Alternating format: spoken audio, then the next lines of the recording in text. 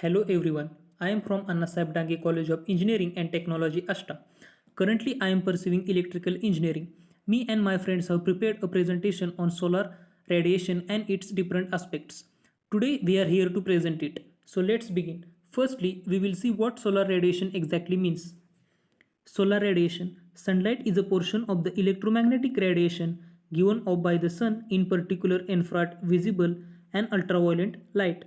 On Earth, sunlight is scattered and filtered through Earth's atmosphere and is obvious as daylight when the sun is above the horizon. Here we can see the image of how exactly solar radiation takes place. Now we will see the basic principle of solar radiation. Basic principle: every location on Earth receives sunlight at least part of the year. The amount of solar radiation that reaches any one spot of the Earth's surface varies according to different parameters, and they are geographic, location, time of day, season, local landscape, local weather. Now we will see what is diffuse and direct solar radiation. Diffuse and direct solar radiation. As sunlight passes through the atmosphere, some of it is absorbed, scattered, and reflected by different parameters. They are as follows: air molecules, water vapor, clouds, dust, pollutants, forest fires, and volcanoes. Now we will see how the measurement of solar radiation is done. Measurement of solar radiation. Measurements of solar energy are typically expressed as total radiation on a horizontal surface or as total radiation on a surface tracking the sun. Radiation data for solar electric or photovoltaic systems are often represented as kilowatt hours per square meter. Direct estimates of solar energy may also be expressed as watts per square meter. Radiation data for solar water heating and space heating systems are usually represented in British thermal units per square foot. Now we will see about solar radiation spectrum. Solar radiation spectrum. The three relevant bands or ranges along the solar radiation spectrum are ultraviolet, visible, and infrared. Of the light that reaches Earth's surface, infrared radiation makes up 49.4% of, while visible light provides 42.3%. Ultraviolet radiation makes up to just over 8% of the total solar radiation.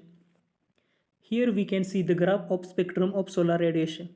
Wavelength is plotted on x-axis and irradiance is plotted on y-axis, in which we can see that how irradiance of UV, visible and infrared rays varies with respect to the wavelength. Now we will see what are the effects caused by radiation on human body. Effects of radiation on human being. Hair.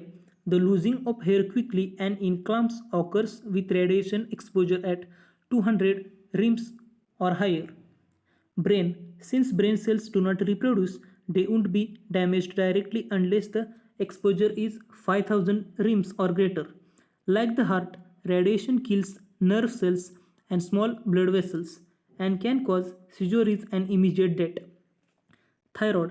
Certain body parts are more affected by exposure to different types of radiation sources than others. The thyroid gland is susceptible to radioactive iodine. Insufficient amounts of radioactive iodine can destroy all or part of the thyroid. Taking potassium iodide can reduce the effects of exposure. Blood system. When a person is exposed to around 100 rims, the blood's lymphocyte cell count will be reduced, leaving the victim more susceptible to infection. This is often referred to as mild radiation sickness. Early symptoms of radiation sickness mimic those of flu and may go unnoticed unless a blood count is done. According to data from Hiroshima and Nagasaki, symptoms may persist for up to 10 years and may also have an increased long term risk for leukemia and lymphoma.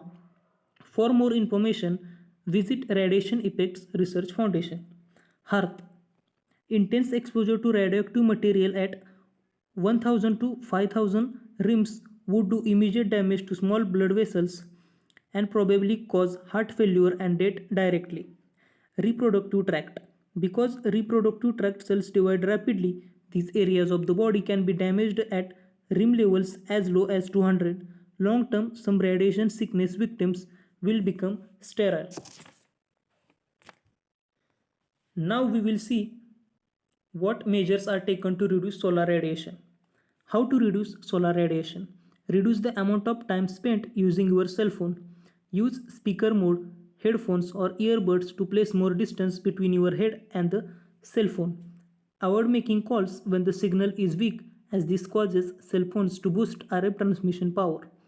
To reduce radiation exposure, limit time, increase distance, and use shielding. At last, we will see the conclusion. Conclusion. We learned what solar radiation and how it affect our environment. Also, it affects human bodies that causes severe diseases like cancer. We can reduce the radiation in different ways that also we have seen. In this way, we have seen the information about solar radiation and its different parameters. Hope you have learned something about it. Thank you.